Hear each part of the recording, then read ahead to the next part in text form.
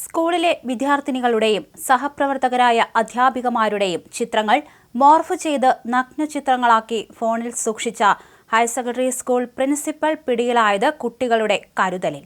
West Mangad saint Joseph and saint Cyril's higher secondary സ്കൂളിലെ principal doctor Saju വർഗീസാണ് കുന്നംകുളം പോലീസിന്റെ പിടിയിലായത്. വിദ്യാർത്ഥികളുടെ സമയോചിതമായ ഇടപെടലാണ് ഇയാളുടെ ക്രൂരകൃത്യം പുറംലോകത്തെത്തിച്ചത്. 2 ദിവസം മുമ്പ് സ്കൂളിൽ ക്ലാസ് നടന്നുകൊണ്ടിരിക്കെയാണ് സംഭവങ്ങളുടെ തുടക്കം.